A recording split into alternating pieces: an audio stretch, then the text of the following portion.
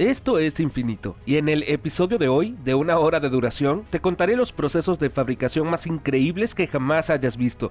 Aprenderás cómo se fabrican los caramelos, los cepillos de dientes, los preservativos, los lingotes de oro y los billetes. Te mostraré cómo es la producción en masa de pollos y la peladora de huevos industrial. Toma asiento cómodamente y vámonos. Cepillos de dientes. Las grandes fábricas donde se producen decenas de modelos simultáneamente han logrado alcanzar una velocidad de producción muy alta. Las máquinas programadas llenan los agujeros de los modelos con el número requerido de cerdas a la velocidad del rayo.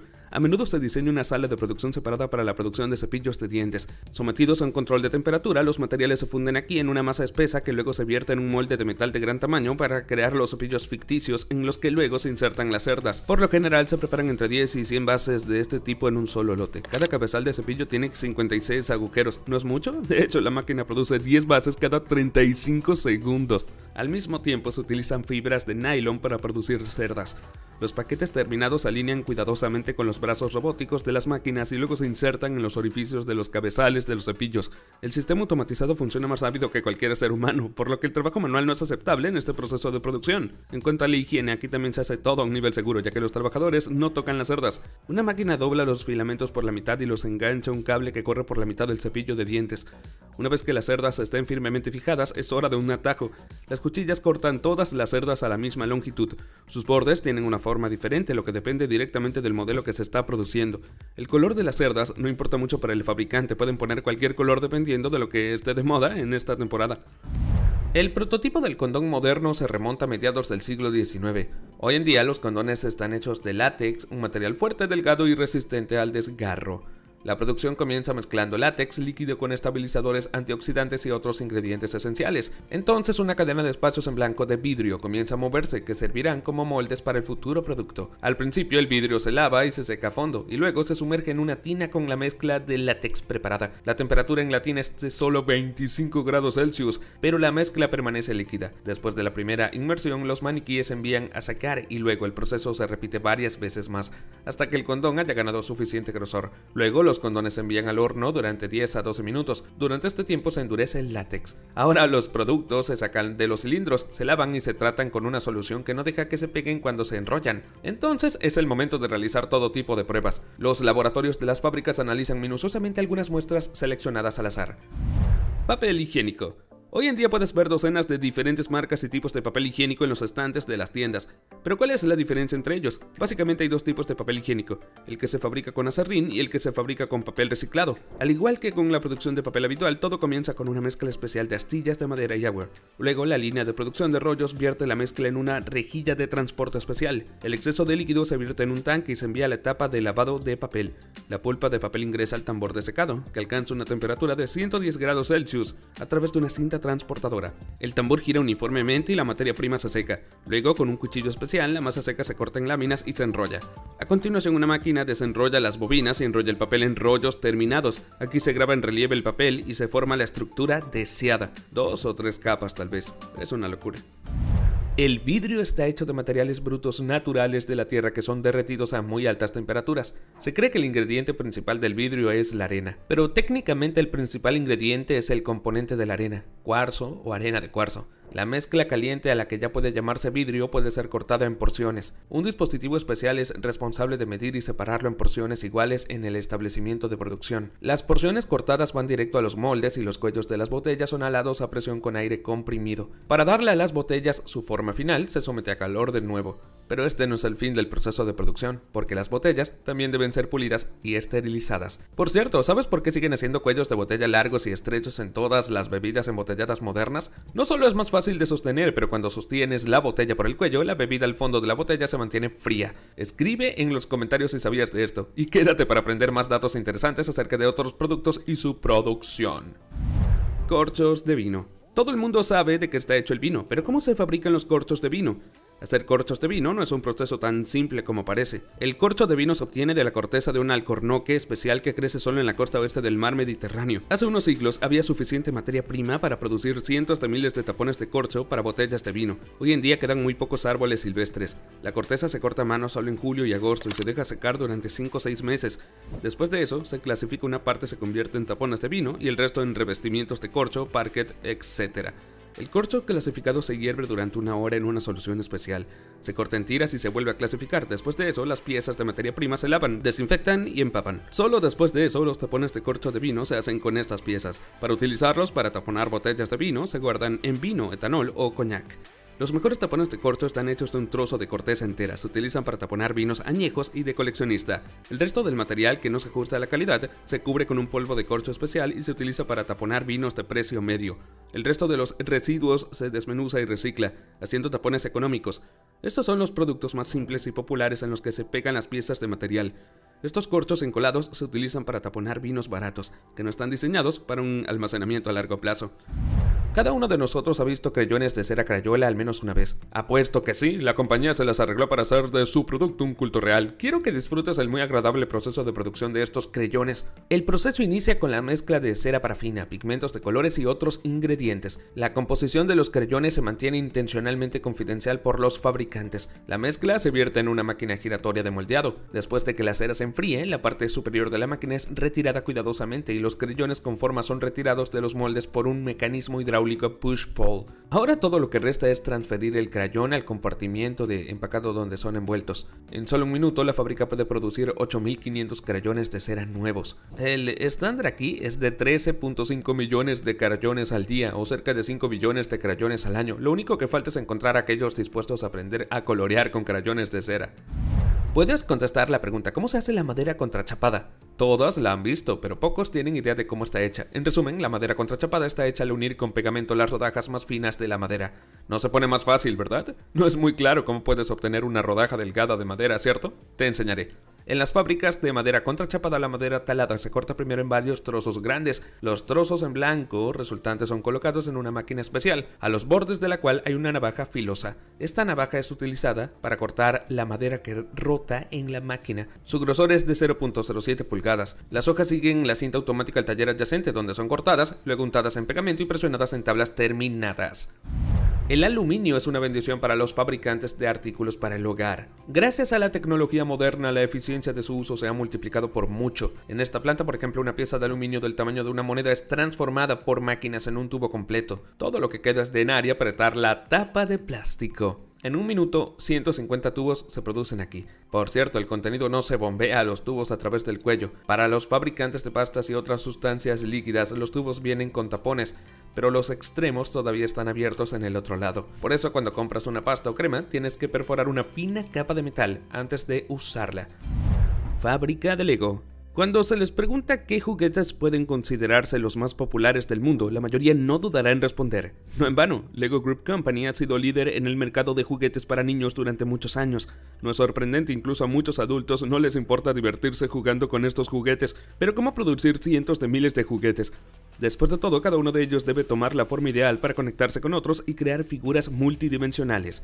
Uno de los secretos de la empresa es un tipo especial de plástico que comenzó a suministrarse a la producción en 1963. La nueva composición tenía una alta resistencia y resistencia a la pérdida de color. Solo tenía una desventaja: era imposible producir detalles transparentes, por lo que comenzaron a usar otro material para imitar el vidrio de color, el plástico de policarbonato. En términos de producción en fábrica, la producción de juguetes Lego es un proceso bastante simple. De hecho, la creación de elementos de los conjuntos de construcción consiste en verter plástico líquido en un molde y colocarlo bajo la prensa. Primero se vierte el plástico muy caliente en los moldes, luego se esparce por pequeños canales y entra en la zona de prensado a través de cortes muy pequeños. Cuando se vierte agua fría en la máquina de modelo, ayuda a que el plástico se enfríe y el molde se abre, permitiendo que los bloques caigan sobre la cinta transportadora. Luego sigue la segunda parte más compleja del proceso: procesar y agregar detalles artísticos. como imágenes en el plástico. Un dato interesante, hace unos años la empresa decidió calcular el número exacto de juguetes producidos por las fábricas en un año. Según el cálculo, resultó que en el 2011 la compañía produjo 318 millones de neumáticos en miniatura para varios vehículos de juguete, lo que convirtió al grupo Lego en el mayor fabricante de neumáticos del mundo. Incluso una empresa como Michelin produjo solo 184 millones de neumáticos ese año. Interesante, ¿no? Pasemos ahora a la industria alimentaria. Estos modernos procesos de producción automatizados te dejarán fascinado. Debido al avance de la tecnología, ya a nadie le sorprende las comidas listas para comer. Probablemente hayas visto patatas y remolachas peladas hervidas en las tiendas, pero ¿sabías que hay una máquina especial para limpiar huevos hervidos? El sistema de pelado llamado Sanobo no solo pela, sino también precocina los huevos. Todo lo que el trabajador debe hacer es colocar el huevo en canales de metal especiales. El sistema llevará los huevos al agua hirviendo, donde serán hervidos por 18 minutos, después de lo cual serán enviados a enfriar por 23 minutos en un contenedor de agua fría. Luego Sanobo los pelará todos al mismo tiempo, vibrando. Los huevos chocan los lados del conducto y el peso de los huevos separa las cáscaras. El siguiente paso es el tapón, donde las cáscaras de huevos rotas son retiradas cuidadosamente y removidas. Sanobo puede hervir, enfriar y pelar 20.000 huevos en una hora. ¿Soñaste con pelar cebolla sin llorar? La tecnología vendrá a rescatarte. Esta máquina para pelar y cortar cebolla se llama Finis y es un placer mirarla. Todo está sistematizado de forma clara y comprensible. Esta es una de las fábricas únicas que usa un sistema para orientar automáticamente las cebollas en el espacio. Autómatas colocan el cultivo de raíces en la posición correcta, guiado por los datos de las cámaras. Después de esta calibración comienza la siguiente etapa del proceso, durante la cual se cortan cuidadosamente la parte inferior y superior de las cebollas. La etapa final utiliza una máquina que quita suavemente las cáscaras y envía las cebollas terminadas más allá de la cinta a la planta de empaque. Por lo tanto, una de esas máquinas puede pelar 12.000 cebollas en solo una hora. Producción de caza. El queso es uno de los alimentos más populares del planeta. Cada país tiene al menos algunas tecnologías para hacer su propio queso, pero también tienen algunas cosas en común. Por ejemplo, todo el queso se elabora con leche. La mayoría de las veces es de vaca, menos de cabra, de oveja o de cualquier otro tipo. Hay variedades especialmente exóticas, como los quesos sudafricanos elaborados con leche de camello, o también los quesos elaborados con leche de búfalo e incluso con leche de yak. La base del queso, como decía antes, es la leche. Primero se mantiene durante 12 a 14 horas a 10 a 12 grados Celsius. Las bacterias del ácido láctico se agregan a la leche para algunas variedades y no se agregan para algunas. Durante el envejecimiento, la acidez de la leche aumenta y la composición cambia para mejor. Se utiliza una enzima especial de origen animal como agente de coagulación. Se agrega en estado líquido y se mezcla completamente para una distribución uniforme durante 6 a 7 minutos. Luego el queso futuro se deja formar un bulto. El tiempo de cuajado para los quesos duros es de 30 a 35 minutos. Para los quesos blandos es de 50 a 90. Y para los quesos con contenido reducido de grasa, de 35 a 40 minutos. Es una locura. Después de esto comienza el procesamiento de la futura cabeza de queso. Se trata de eliminar el llamado suero líquido, que tiene componentes disueltos de la leche en su composición. El suero a menudo se elimina amasando. Entonces comienza el paso final. Se trata de darle forma al producto final. Por supuesto, antes de que el queso aparezca en los estantes de las tiendas de comestibles, todavía un proceso de empaque de varios pasos, pero el producto básico está listo. Es difícil imaginar que el proceso de producción de la lechuga en contenedores puede ser automatizado. No obstante, sí lo es. Y así es como funciona. Cultivar hojas de lechuga usando un sistema de flujo hidropónico garantiza un alto rendimiento y requiere mucho menos esfuerzo y energía a diferencia de los cultivos en campos o invernaderos. El inicio de la producción es la planta de semillero, los contenedores en los cuales la lechuga será cultivada. Este es un trabajo manual. Los contenedores están organizados en bloques que luego irán a una cinta automática. El siguiente paso es el invernadero. De hecho, es un enorme cinturón en movimiento. Las plantas jóvenes son colocadas al inicio de la cinta, acercándose gradualmente hacia la salida del invernadero. La solución de nutrientes le da de comer a las plantas automáticamente, por lo que no hay que controlar hierbas en absoluto. La lechuga es regada regularmente e eliminada con lámparas especiales. El camino de principio a fin del invernadero lleva solo de 10 a 30 minutos. Al dejar el invernadero, la lechuga es limpiada de hojas sobrantes y raíces, pesada y empacada en bolsas individuales y luego a las cajas de cartón. Las cajas son recolectadas durante el día y en la tarde son distribuidas a las tiendas. Producción de pescado. También hay un lugar para la tecnología moderna en las fábricas donde la producción no se realiza sin trabajo manual. En tales casos se requiere automatización para monitorear la productividad de cada empleado. El corte de pescado blanco, como la tilapia, es difícil de automatizar, por lo que se organizan largas filas, cada una de las cuales puede emplear a varias docenas de personas. Una computadora usa sensores de peso y tiene tiempo para recopilar estadísticas de cada trabajador y muestra la información en gráficos de barras. Sin embargo, todos los demás procesos de producción en masa de pescado, como la eliminación de escamas, se han confiado durante mucho tiempo a las máquinas. Incluso la extracción de huesos está en proceso de implementarse. El pollo es uno de los alimentos más comunes de todo el planeta. Hay alrededor de 20.000 millones de pollos en la Tierra, y la mayoría terminan en los estantes de las tiendas. Los pollos se crían en granjas en grandes cantidades. Una vez que se crían los pollos, se ponen en producción. Las granjas avícolas cuentan con equipos especiales para este fin. Los cuerpos se lanzan sobre una cinta transportadora que se mueve a gran velocidad. A medida que se mueven, unos cuchillos especiales separan las cabezas y las patas de los pollos. Después de pasar por dicho transportador, los cuerpos se limpian y moldean, aproximadamente como los vemos en las tiendas. Cuando se completa todo el procesamiento, comienza el proceso de distribución. Los cuerpos se envían a un lugar separado donde se embolsan, y las patas y otras partes del cuerpo que se cortaron en los transportadores se envían a otro lugar. Hoy en día no todos tienen tiempo de rebanar pan a mano. Máquinas especiales fueron inventadas hace mucho tiempo para hacer tostadas ya preparadas. Una de estas máquinas es capaz de rebanar 50 rebanadas de pan en un minuto. Como las rebanadas no se desarman, la máquina utiliza chorros de aire para mantenerlas en su lugar. Todo lo que resta es empujar el pan rebanado hacia adelante, directo al empaque. El paso final es expulsar el exceso de aire del empaque y asegurar el lado abierto del paquete con un broche de metal. Tan simple, pero aún así ingenioso. En 2017, la compañía italiana Pavan inició su proceso automatizado de producción de pasta, que resultó ser uno de los más espectaculares procesos que he visto jamás. La máquina amasa ella misma, la enrolla y luego le da forma en cada una de las variantes de pasta en solo unos cuantos movimientos. La pasta con forma luego es tratada con calor, donde es pasteurizada y secada. En un solo tramo de trabajo, la máquina puede producir cerca de 150 toneladas de pasta fresca, 300.000 libras. Eso es más que una tonelada por hora, pero nunca es demasiada pasta, ¿cierto? La siguiente parte del episodio seguro que complacerá a los más golosos. A continuación te mostraré cómo se fabrican tus dulces y caramelos favoritos. Galletas. Hay docenas o incluso cientos de variedades de galletas en el mercado moderno de la repostería. Siguen apareciendo nuevas versiones todos los días y se siguen inventando nuevas formas y sabores en pos de las preferencias de los consumidores. Sin embargo, hay muchos clásicos favoritos en el mercado que obviamente no saldrán pronto de las estanterías. Por ejemplo, las galletas Guaravilla, que son muy populares en los países de la CEI. De hecho, provienen de Oriente. Por lo general, estas galletas de mantequilla azerbaiyanas se hacen en forma de flor, concha o palo.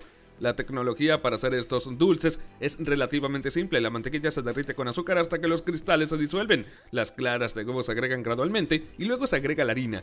La masa se amasa a una cierta temperatura, no más de 18 a 20 grados Celsius.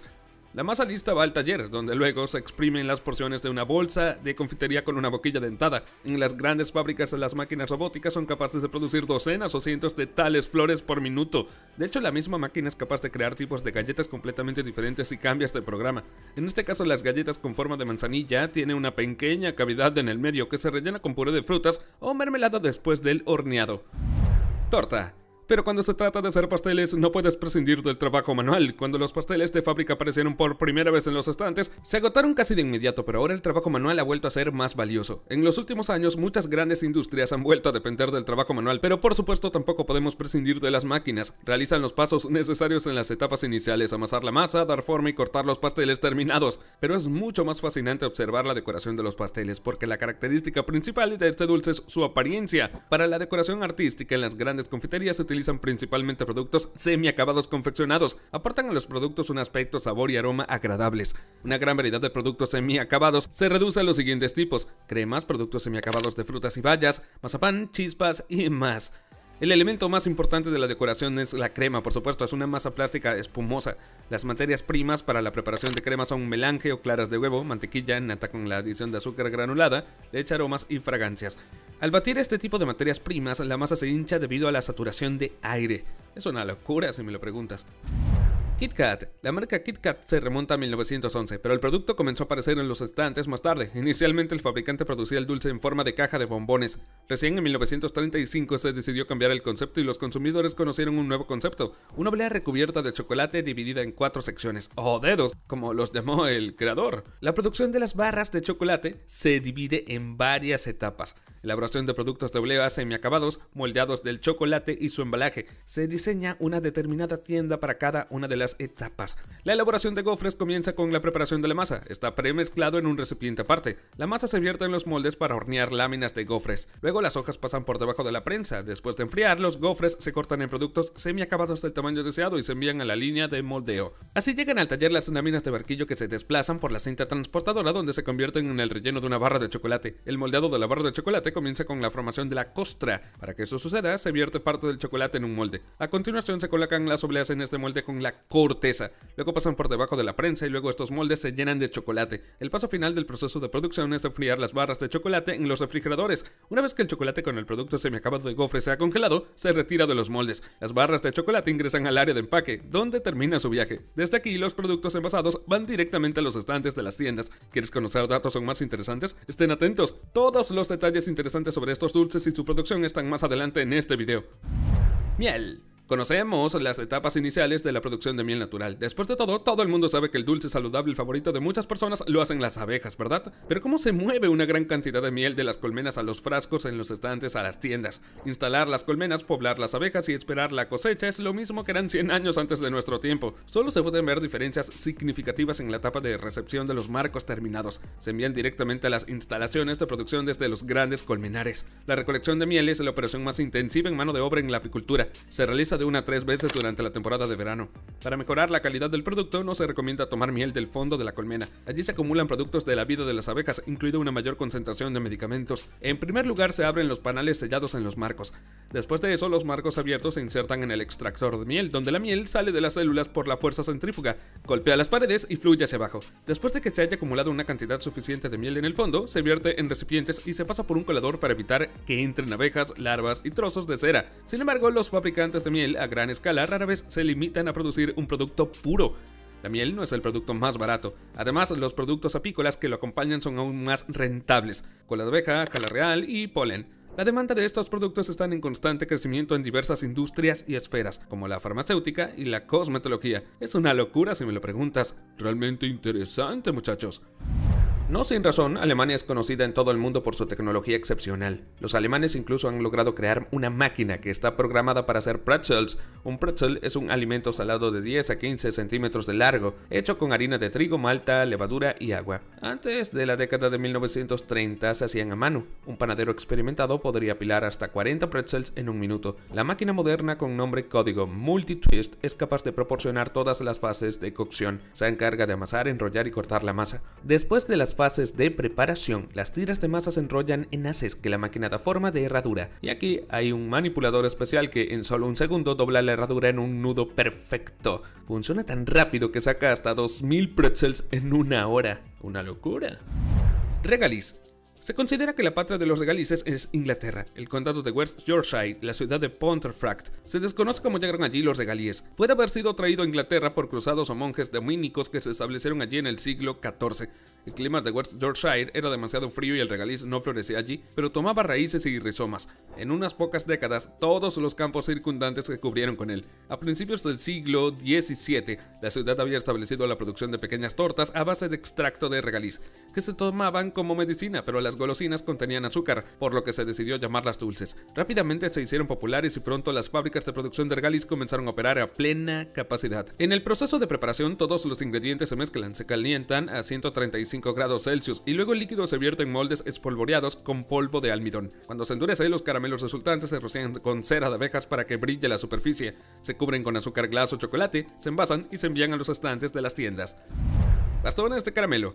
Es posible que no reconozcas este dulce por su nombre, pero ciertamente lo has visto en las tiendas de comestibles más de 1 o 2 veces. Es especialmente común durante las vacaciones de Navidad y Año Nuevo, y por una buena razón. Los bastones de caramelo curvos hechos de tiras de colores brillantes aparecieron por primera vez en Occidente, donde lograron convertirse en uno de los símbolos tradicionales de Navidad. Por lo general, estos bastones de caramelo de rayas de colores se utilizan para decorar árboles de Navidad, coronas navideñas y casitas de jengibre.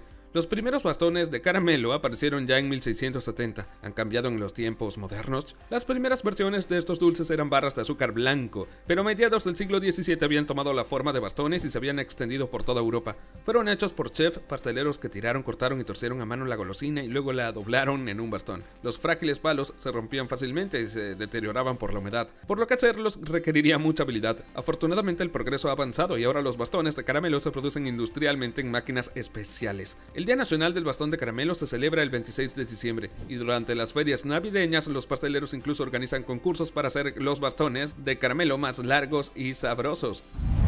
Malvaviscos.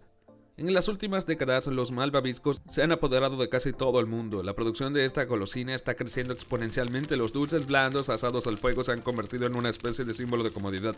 ¿Pero sabías que los malvaviscos se comercializaron originalmente como una cura para la angina del pecho? La malva de pantano era un ingrediente importante hasta que se descubrió que la droga era ineficaz. Pero la producción no se detuvo porque tanto a los niños como a los adultos les gustó demasiado el producto. En la década de 1960 la malva de pantano fue reemplazada por gelatina y almidón, y el dulce comenzó a aparecer en los estantes de los Estados Unidos.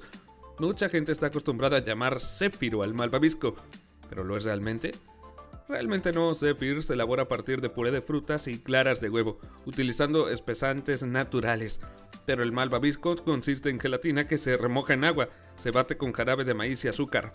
Luego se agregan colorantes y saborizantes, y toda la golosina se espolvorea con almidón. M&M's. La producción comienza con el amasado de chocolate. Al igual que con muchos otros productos conocidos, la composición exacta de estos chocolates se mantiene en un secreto muy bien guardado. Para darle a la masa de chocolate la forma deseada, se calienta a la temperatura deseada y luego se divide en porciones diminutas. Las gotas de chocolate resultantes se mueven a través de túneles de enfriamiento antes de recubrirse con un esmalte de colores. El proceso de formación de hielo es el más largo, ya que el color brillante se considera la característica principal del caramelo. Aproximadamente de la misma forma se elaboran los bombones con frutos secos en su interior. Para ello, las fábricas cuentan con un taller especial, donde se tuestan las nueces importadas y luego se cubren con chocolate en varias capas. Los chocolates M&M's de cada color se preparan por separado, y antes de entrar en el paquete se mezclan las grajeas multicolores. La leyenda urbana dice que puede haber más de un color en un paquete, pero esto es solo una leyenda. La proporción de colores de un paquete a otro es prácticamente la misma. Pasta de chocolate. ¿Quieres saber qué se utiliza para hacer la legendaria pasta de chocolate? La crema de avellana Nutella es un producto increíble que ha ganado una fama increíble en todo el mundo. Han pasado varias décadas desde que fue fabricado por primera vez por la empresa italiana Ferrero Rocher, y el producto se ha convertido en un fenómeno social y cultural en muchos países. El nombre de esta crema para untar de avellanas ha sido durante mucho tiempo un nombre familiar, a pesar de que hoy en día existen muchas otras pastas en el mercado. Mucha gente todavía cree que Nutella es solo nueces y chocolate en una enorme batidora, en proporciones iguales. En realidad, sin embargo, el proceso de difusión es mucho más complejo. La capacidad de una sola máquina de producción de pasta es de 50 kilogramos por hora. La composición exacta de la famosa Nutella es un secreto comercial de su fabricante. El envase indica que la pasta para untar contiene avellanas, leche desnatada en polvo, cacao desnatado, aceite de palma, azúcar, suero en polvo, lactosa, leciticina de soja y aroma de vainilla. Sin embargo, la dosis exacta e incluso la composición de la pasta en sí varían según el país donde se produce. En Italia, por ejemplo, el contenido de azúcar de la pasta para untar es menor que en Francia, y en los Estados Unidos, Canadá, México, Ucrania y Rusia se usa aceite de palma en lugar de aceite vegetal. Por cierto, es en Italia, la patria de la crema de avellanas, donde más se ama. El verdadero auge de la popularidad de las gaseosas comenzó en el siglo pasado, pero las ventas solo aumentan año tras año. En 2003 se vendieron 195.000 millones de litros de bebidas carbonatadas en todo el mundo, lo que equivale a unos 30 litros por cada persona que vive en el planeta. No es difícil adivinar qué refresco en particular es el más popular. Aquí hay una pista. Esta bebida se vende oficialmente en todos los países del mundo excepto Cuba y Corea del Norte, y el 94% de todas las personas del planeta han oído hablar de ella al menos una vez. Por supuesto, es Coca-Cola. Una gran parte de Coca-Cola es agua, y es su calidad la que determina en gran medida el sabor de la bebida.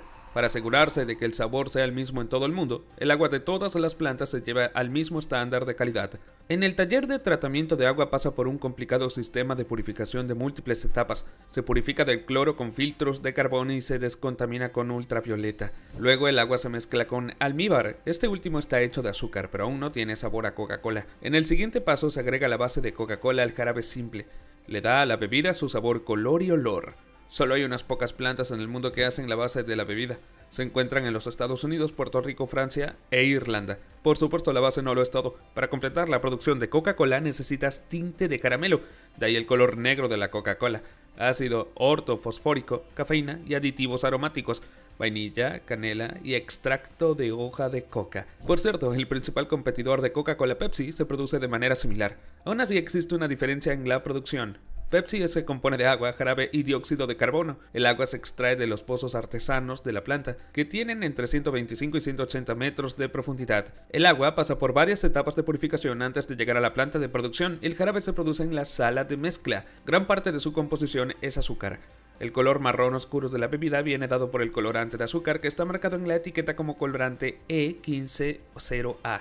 Hay una ligera diferencia de sabor entre Coca-Cola y Pepsi, pero ¿puedes notar la diferencia entre una dona europea y una americana a primera vista? De hecho, no es tan difícil como podrías pensar, porque se producen de manera diferente. Estén atentos para conocer todos los detalles, así como para ver la producción de otros productos que te sorprenderán. ¡Vámonos!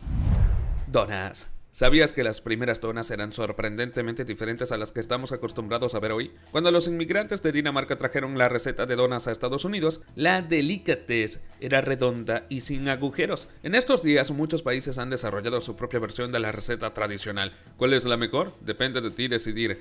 Pero los más populares del mundo de hoy se consideran tres tipos principales. La rosquilla tradicional es una bola dorada. Esta rosquilla tiene forma de anillo. Estas rosquillas se cocinan en grandes cantidades de aceite y se sirven calientes. Luego la rosquilla alemana, también conocida como berlinesa. Se trata de una dona europea que es especialmente popular en Austria y Alemania. Se elabora con masa de levadura dulce, friéndola por ambos lados. Los pasteleros le dan la vuelta a la delicadeza en el proceso. El resultado es una ligera raya alrededor de la circunferencia. Generalmente se rellenan con confit o crema y se espolvorean con azúcar en polvo y glaseado por encima.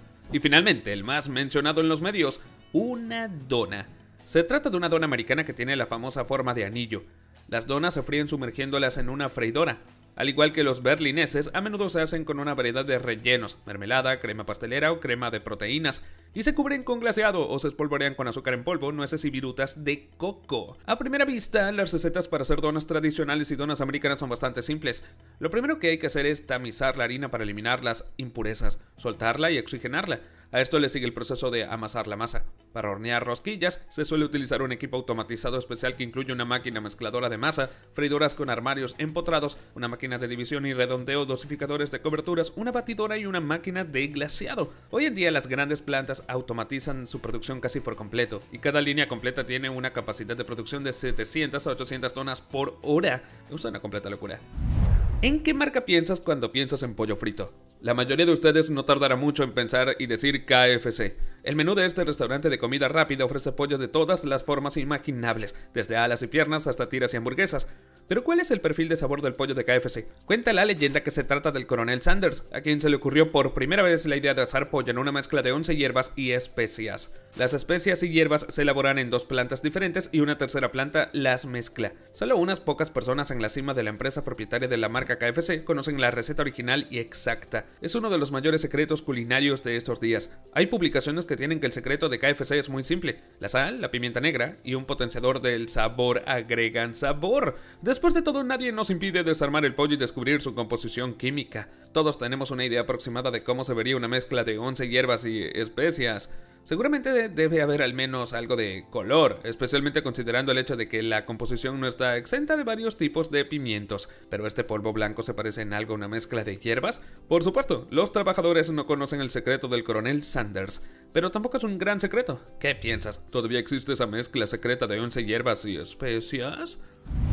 Twix. El siguiente producto de este episodio probablemente pueda considerarse un triunfo de marketing. La leyenda de estas barras de chocolate se creó durante tanto tiempo y con tanto cuidado que muchas personas creen que los palitos Twix izquierdo y derecho se fabrican en diferentes fábricas. Según la leyenda de los anunciantes, esto se debe a que durante el lanzamiento del primer lote de barras de chocolate, sus creadores, 2 hermanos, se pelearon entre sí y rompieron la barra en 2 partes.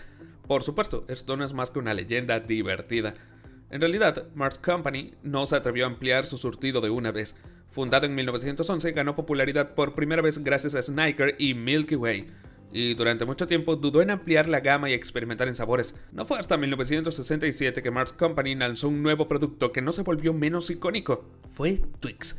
Por supuesto, la composición y la receta variaron y cambiaron, y se produjeron diferentes sabores, pero los ingredientes básicos permanecen sin cambios hasta el día de hoy. Las primeras barras de chocolate eran muy diferentes a las que conocemos ahora. No se trata solo del colorido elegante y práctico envase que mantiene a Twix fresco a temperatura ambiente durante 7 meses, sino también de la composición y apariencia de los delicados.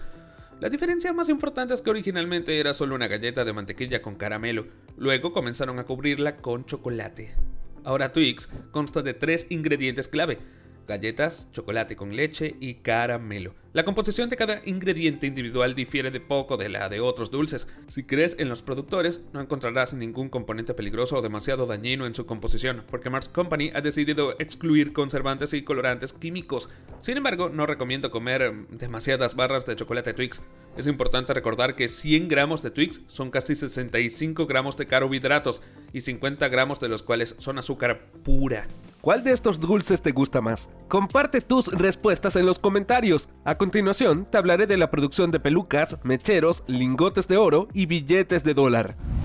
Zippo. Hay un montón de encendedores diferentes en el mundo, pero ninguno de ellos se compara con el encendedor Zippo en términos de popularidad. Este encendedor es hermoso a la vista, da un buen fuego y también es resistente al viento. Entonces, ¿cómo se hace? El proceso de fabricación comienza formando la parte superior e inferior del cuerpo a partir de grandes láminas de latón. Los elementos se colocan en un baño de níquel, lo que proporciona una mejor adherencia para la posterior aplicación de una capa de cromo. Los espacios en blanco del cuerpo se someten a 5 etapas de lavado de níquel, una tras otra. Después de eso, son transportados a un tanque especial que aplica el cromado en 4 minutos. El resultado es una caja brillante y cromada. Cada hora, una fábrica de Zippo cronca más de 3.000 espacios en blanco. En las siguientes etapas de producción se producen piezas pequeñas para el suministro de combustible y el suministro de chispas. En una etapa se hacen agujeros con los elementos de encendido. Esto no se hace por belleza, estas ranuras brindan protección contra el viento más ligero. En la misma etapa se colocan un resorte de pedernal y una rueda para que cada encendedor la tenga. Forman una chispa mediante un movimiento giratorio. A continuación se fabrica la mecha, que actúa según el principio de una esponja absorbente para combustible. El combustible en sí se agrega al tanque en la etapa final de producción. La base ensamblada de los elementos internos finalmente se inserta en el cuerpo o carcasa previamente prefabricado. Cada encendedor se revisa y evalúa cuidadosamente. Todos sus componentes deben estar en su lugar. ¿Cuánto tiempo hace que preparaste productos horneados? Por ejemplo, galletas. Si fue hace poco, seguro que recuerdas que usaste moldes especiales al cocinar. Parecería que el molde para galletas es lo más sencillo, pero su producción es bastante interesante. En las tiendas puedes encontrar moldes de todos los tamaños y tipos. Hay, por ejemplo, moldes en forma de personajes de dibujos animados o moldes en forma de corazones.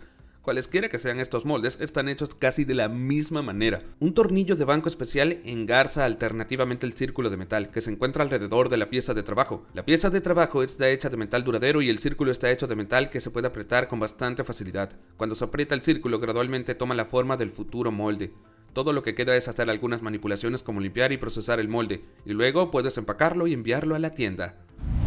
Pelucas. Las pelucas pueden ser sintéticas o naturales. Las pelucas naturales están hechas de cabello humano real. A veces se le añade pelo o lana de animales, como cabras angora y tibetanas, yaks tibetanos o incluso camellos. La lana de angora es la más valorada. Mide hasta 30 centímetros de largo, es muy suave y sedosa. En las pelucas naturales se pueden encontrar melenas o cola, así como fibras de cáñamo o lino, pero la mayoría de las materias primas siguen siendo cabello humano. Para la producción de pelucas sintéticas se utilizan acrílico, vinilo, canecalón y contiene algas. La peluca natural se ve más natural, lo cual es obvio. El propietario de una peluca de este tipo tiene la oportunidad de hacer las mismas manipulaciones con el cabello, como si fuera su cabello real. Pueden teñir una peluca por completo o teñir mechones separados, o pueden rizar el cabello. La peluca debe adaptarse perfectamente a la forma de la cabeza, por lo que la peluca, destinada al uso diario, suele pedirse individualmente. Estos modelos tienen en cuenta la circunferencia de la cabeza, la distancia entre las sienes y otros parámetros. La peluca está unida a la base. Por ejemplo, el material, que es muy similar a la piel humana o a una malla elástica con células diminutas. El cabello se adhiere a tal base a mano. Las pelucas hechas a máquina suelen imitar cortes de pelo cortos. Están hechos con trenzas, que son mechones de cabello tejidos que también se hacen con la ayuda de máquinas. Antes de comenzar el proceso de tracing, el cabello se tiñe con el color y el tono deseados. Muy a menudo se mezclan diferentes colores, lo que le da a la peluca terminada un gran parecido con el cabello natural, que se habría teñido en un salón de belleza. Luego las trenzas se cosen sobre la base de acuerdo con el esquema correspondiente a la silueta elegida de la peluca. El trabajo manual se realiza mediante varios ganchos de diferentes tamaños. El cabello se teje en base y se fija con un nudo especial. El mismo método se utiliza para crear pelucas teatrales. Las pelucas creadas a mano pueden imitar parches de calvicie, hebras grises simples e incluso calvicie. Hay otro proceso para hacer pelucas. Uno combinado implica la producción a máquina de las partes de la peluca, que son la parte superior de la cabeza y la parte posterior de la cabeza. El trabajo en las sienes y la parte frontal se realiza de forma manual. El cabello con una peluca de este tipo se puede peinar detrás de las orejas o tirar hacia atrás. Juguetes de alivio de estrés. La sobreabundancia de información, las emociones y la falta de descanso provocan estrés. Una de las formas más fáciles de relajarse es apretar una almohada antiestrés o un juguete para aliviar el estrés con un relleno especial. Estoy seguro de que muchos de ustedes tienen un juguete así en casa, pero ¿sabes qué pasó con él antes de que apareciera en las estanterías de las tiendas y en tus manos? Como sabes, el relleno de cualquier juguete para aliviar el estrés es un relleno especial, que tiene un ligero efecto de masaje en el cuerpo humano. El relleno son pequeños granulos de masaje de espuma de poliestireno. Este producto es agradable al tacto. Puedes acostarte sobre él, arrugarlo en tus manos o incluso golpearlo.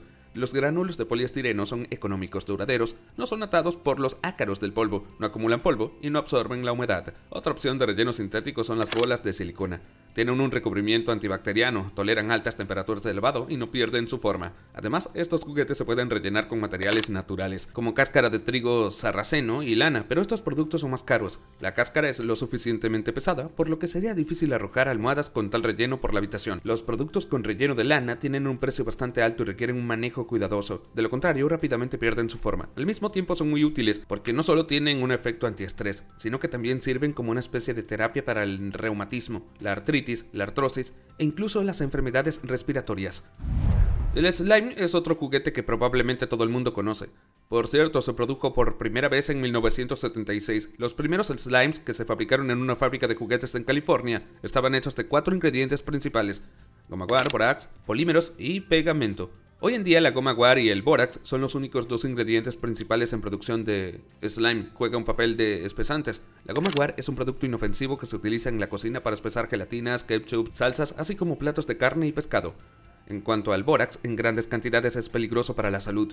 Pero no te preocupes, no hay mucho en los slimes. En general, el juguete en sí no es dañino para la salud, pero se recomienda evitar que el slime entre en la mucosa. En cuanto a los polímeros y el pegamento, estos ingredientes suelen ser utilizados en la producción de slimes baratos. No son peligrosos, pero es mejor no jugar con esos límites durante mucho tiempo, así que ahora, sabiendo de qué está hecho el slime, puedes adivinar qué tan dañino es el producto. Por cierto, ¿sabías que el slime tiene la propiedad de un fluido no newtoniano? Es por esta propiedad que no se derrama y es fácil de recoger.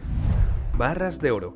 La materia prima de los lingotes de oro es la chatarra de joyería, así como las joyas desechadas y en desuso. La chatarra de oro se carga en hornos especiales de fusión, donde se lleva bajo la influencia de altas temperaturas a una masa líquida homogénea, que luego se funde en moldes para producir lingotes de oro. El material que entra en la fundición se llama carga de horno. La carga de horno se somete necesariamente a un tratamiento. Los residuos y la chatarra de metales preciosos se purifican y solo entonces entran en el lugar de fundición. Los metales preciosos se funden en un horno de inducción con un crisol de grafito. La carga del horno se carga en el crisol, que es el recipiente refractario de la fundición. Allí se funde el metal. El crisol se calienta antes de cargarlo con el metal y el fundente se vierte en el fondo del crisol calentado. Es una sustancia para soldar. A continuación se carga la carga del horno en el crisol y se ajusta a la temperatura deseada. Una vez fundida la carga del horno, se cubre la masa fundida con una pequeña cantidad de fundente fresco y se agita. Sin bajar la temperatura de calentamiento, se deja reposar la masa fundida para que el fundente pueda escorificar los óxidos e impurezas innecesarios. Se calienta a unos 1200 grados Celsius, lo que es suficiente para fundir el oro, ya que su punto de fusión es más bajo, 1064 grados Celsius. Los moldes de fundición se utilizan para fundir las barras. Son barras de metal con ranuras en la forma de la futura barra. Los moldes de fundición se calcinan a una temperatura de 500 a 550 grados Celsius con lubricantes tecnológicos. El lubricante garantiza la buena calidad de las barras, lo que supone una buena propagación de la masa fundida en la célula. En esencia, todo el proceso de producción de lingotes de oro es similar a como una ama de casa hace galletas en la cocina en moldes. Al igual que con moldes de galletas, los moldes de fundición, es decir, los moldes de lingotes de oro, deben calentarse primero y lubricarse después con un polvo de grafito tecnológico. En este caso, el oro no se quemará y el lingote quedará precioso.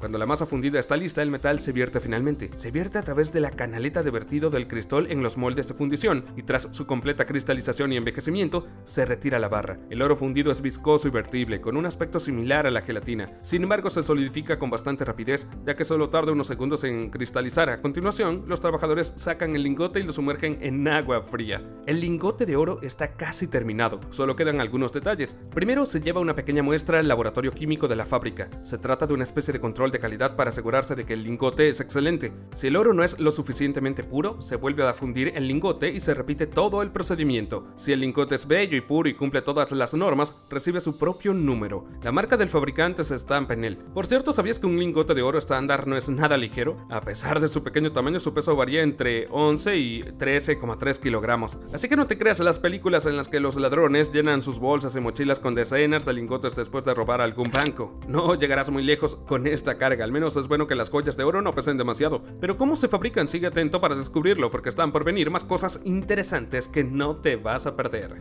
Primero, veamos los anillos. Un anillo es una de las joyas más populares y antiguas del mundo, pero ¿cómo se fabrican exactamente los anillos de oro? El proceso es bastante interesante. Todo comienza con un boceto. Los diseñadores esbozan un modelo de la futura joya. En esta fase se determina de inmediato el ensamblaje y el tipo de metal, así como la presencia de inserciones preciosas o semipreciosas, grabados y otras técnicas decorativas. El diseñador dibuja un boceto desde todos los ángulos y luego es aprobado por el joyero. Este evalúa si será posible realizar dicho anillo y corrige el diseño si es necesario. A continuación se realiza un modelo en 3D de la pieza de joyería. Esto es necesario para realizar los ajustes finales del tamaño de la pieza de joyería, la ubicación de sus elementos decorativos y las inserciones. Tras la aprobación final del modelo, se recrea una copia exacta en cera del anillo que servirá de molde para la fundición de la aleación. Una vez concluidas las etapas preparatorias, comienza la preparación de la fundición. Un maestro enhebra en una varilla especial varias docenas de moldes de cera que en el futuro se convertirán en anillos de oro de diferentes diseños. Esto se hace para ahorrar tiempo y recursos, ya que de una vez se pueden obtener las 10-30 vaciados completos. La varilla con vaciados se cubre con una capa de arcilla y se hornea a alta temperatura. Después, el artesano funde la cera de los yesos, obteniendo moldes huecos. A continuación, los moldes se rellenan con una aleación. Para ello, se utilizan tanto aleaciones de oro puro como aleaciones auxiliares, cuya composición depende del color y el ensayo del metal precioso. Los metales fundidos cuidadosamente mezclados se vierten en los moldes de arcilla, llenando todo el espacio vacío. Cuando el metal se endurece por completo, la base de los anillos está lista. A continuación, el maestro limpia la arcilla del metal solidificado bajo una gran caudal de agua corriente. De este modo, tenemos una varilla con anillos enroscados en ella, y los anillos se retiran con unas tijeras cortadoras especiales. Después, el maestro une todos los elementos decorativos de la joya en una sola composición. Por último, la joya se pule y pule, que es la etapa final de la producción. En esta etapa, el anillo se convierte finalmente en una pieza de joyería. Cuando todo está terminado, el anillo se somete a una evaluación y a un control de calidad y recibe un sello estatal. También, el anillo puede llevar incrustaciones de piedras preciosas. Ahora el anillo de oro deleitará a su propietario durante muchos años con su hermoso aspecto.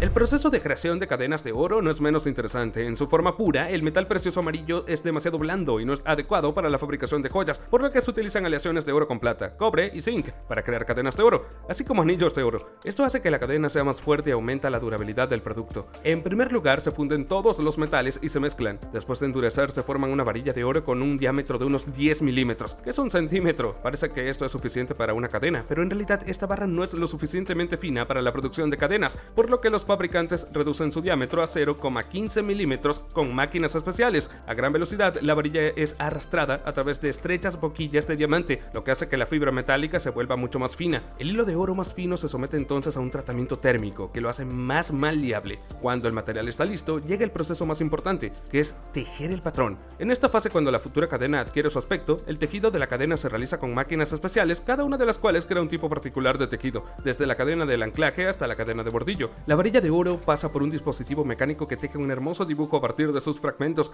conectando los eslabones terminados. El dispositivo profesional es capaz de crear una cadena de 600 eslabones en un minuto. Una vez terminado el tejido, el producto se cubre con un polvo de oro especial. La cadena se introduce en un horno calentado a 900 grados, donde el polvo se funde y hace que cada pieza de joyería sea monolítica. A continuación, la cadena de oro se corta en segmentos y se pule con una máquina pulidora recubierta de diamantes. El siguiente paso en la fabricación de la joya es colocar el cierre. El último paso en la creación de una cadena de oro es la limpieza de la pieza de joyería en una solución química que contiene sodio. Esto le da un brillo extra y evita reacciones alérgicas a la composición de la aleación de oro. Y ya está. Bueno, antes de llegar a la producción de billetes de dólar, quiero contarte algunos datos sobre el oro que seguramente te impresionarán. Dado que la Tierra estaba en estado fundido inmediatamente después de su origen, casi todo el oro que hay actualmente en la Tierra está en su núcleo. Los científicos afirman que el núcleo de nuestro planeta contiene 5 veces más oro que todas las reservas conocidas y accesibles al hombre. Si este oro cubriera la superficie del planeta, la capa tendría medio metro de espesor. La mayor pepita de oro se encontró en 1872 en Australia. La colección Holterman, como se llama, medía 144 centímetros de largo, 66 centímetros de ancho y 10 centímetros de grosor. La pepita pesaba 285 kilogramos, de los cuales 83,2 kilogramos eran de oro puro. El oro es un material increíblemente maleable, tanto que puede utilizarse para forjar láminas translúcidas de hasta 100 nanómetros de grosor o hilos para coser.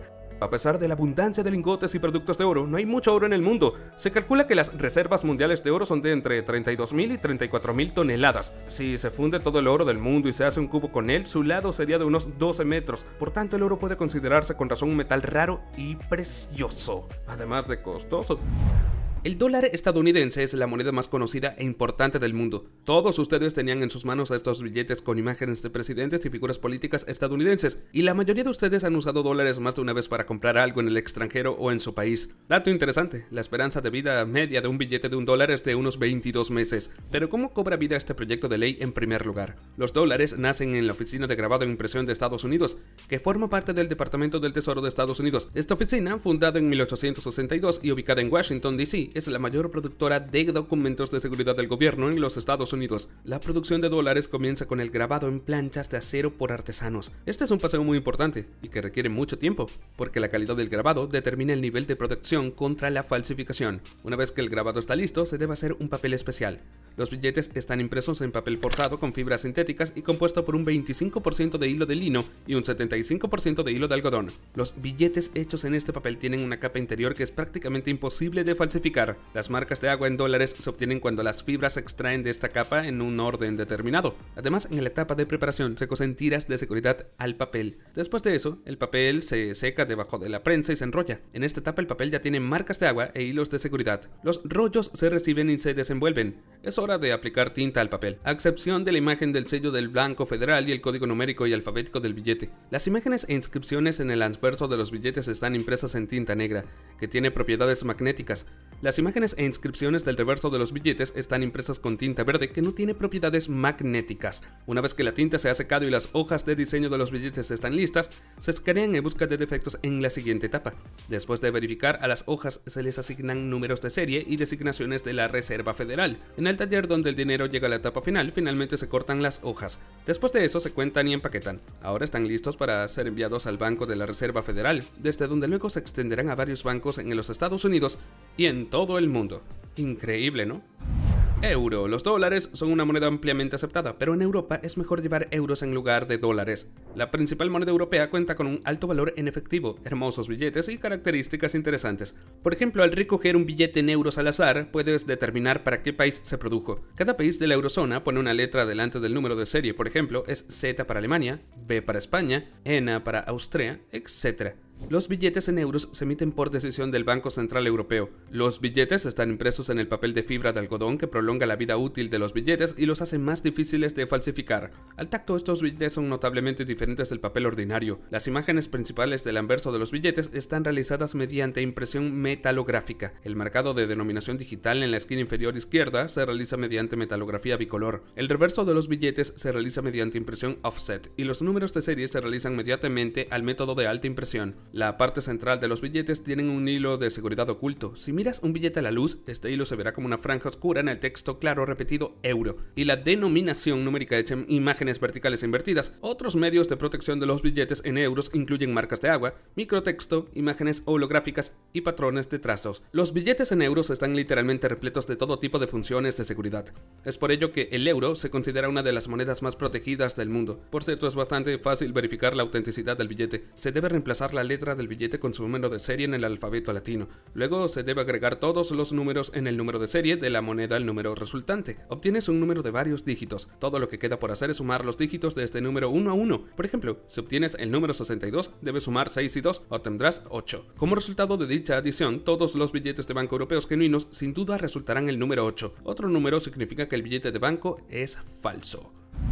Libra esterlina. Mucha gente cree que la moneda más cara del mundo es la libra. Una libra equivale aproximadamente a $1.36. Pero de hecho, la moneda más cara del mundo es el dinar kuwaití. Es aproximadamente 2.5 veces más caro que la libra. Sin embargo, echemos un vistazo a la libra, porque esta moneda es más conocida, más interesante y todos hemos oído hablar de ella. La producción de la libra esterlina es aproximadamente la misma que la de los dólares y los euros. Hacer papel especial, aplicar símbolos y tintas protectoras, cortar rollos en billetes, verificar defectos y mucho más. Todas estas etapas se pasan por libras, pero lo interesante es que la libra esterlina no solo está hecha de papel. Hace unos años, la producción de polímeros se lanzó reemplazó notas de libra esterlina. Ahora ya hay billetes de polímero de 5, 20 y 50 libras en circulación. Pero ¿por qué cambiaron los billetes en primer lugar? La razón es simple, los billetes de polímero duran el doble que el papel moneda, son más difíciles de romper y se pueden quemar a 120 grados Celsius y están diseñados para repeler la suciedad y la humedad. Más importante aún, estos billetes son mucho más difíciles de falsificar. Estos billetes se fabrican sobre la base de una película de polipropileno orientado biaxialmente o una película de BOPP. La producción de los billetes de polímero se elabora por capas, es decir, diferentes materiales se colocan en capas uno encima del otro hasta que se produce el billete de banco deseado. Distingue la producción de billetes de polímero de muchas otras producciones de billetes en el mundo. Por cierto, ¿sabías que la libra esterlina es una de las pocas monedas nacionales que ha conservado su nombre hasta el día de hoy? Los historiadores creen que ese nombre apareció en el siglo XII y originalmente significaba una libra de plata pura. El rublo ruso no se queda atrás. Esta es la segunda moneda nacional más antigua que ha conservado su nombre hasta la actualidad. A pesar de que el rublo ruso son emitidos por el Banco Central de Rusia, los billetes no son hechos por el Banco Central, sino por la sociedad anónima Gosnak. El papel para la producción de los rublos rusos no son habituales, como en el caso de otros billetes, cuentan con una composición especial. Incluyen reactivos, filigranas, fibras textiles e hilos poliméricos. El material tiene un alto nivel de resistencia a la humedad, resistencia a la abrasión, resistencia a la luz y otras cualidades protectoras. Además, se agrega una solución especial al papel, visible solo bajo la luz ultravioleta. Una vez que el papel está en la máquina, se le debe aplicar la tinta y las imágenes. Después de este paso, las hojas sin cortar se envían a una tienda especial donde se cortan en billetes. Después de eso, el dinero es contado por la máquina y empaquetado. Las facturas se envían para viajar por todo el país y más allá. Ahora dejemos de pensar en el papel moneda y echemos un vistazo a las monedas. Todos han visto las crestas en las costillas de las monedas, ¿verdad? ¿Sabías que fueron creadas por el famoso físico Isaac Newton? Sugirió luchar contra los falsificadores con la ayuda de tales crestas laterales. Solía ser que los falsificadores cortaban los bordes delgados de las monedas para conservar parte del metal precioso. Estos restos se utilizaron luego para hacer monedas falsas. Las crestas resolvieron este problema. Gracias a ellas fue posible identificar de inmediato la autenticidad de una moneda, así como salvar el tesoro de pérdidas. Double Eagle es el nombre de la moneda más cara del mundo, y no me refiero al valor nominal. Su valor nominal es de solo $20, pero puede valer miles de millones de dólares. Lo que pasa es que las águilas dobles restantes se pueden contar con los dedos de una mano, y se acuñaron hace mucho tiempo, desde 1849 hasta 1933, de ahí ese precio. ¿Recuerdas que te dije que un billete de $1 vive unos 22 meses? Lo mismo puede decirse de casi cualquier otro proyecto de ley. El papel moneda no es duradero. En promedio logra pasar por las manos de 30.000 a 50.000 personas antes de que finalmente se estropee. ¿Qué pasa con la factura a continuación? Se eliminan en talleres especiales. Por ejemplo, todos los días en Rusia destruyen 600 millones de rublos sin valor, mientras que el Banco y la Reserva Federal de Nueva York destruye más de 35 millones de dólares en billetes gastados todos los días. ¿Qué es lo que más te ha impresionado de este episodio? Házmelo saber en los comentarios, dale al botón de me gusta, suscríbete al canal y activa la campanita de notificaciones para no perderte de los nuevos episodios. ¡Gracias por vernos!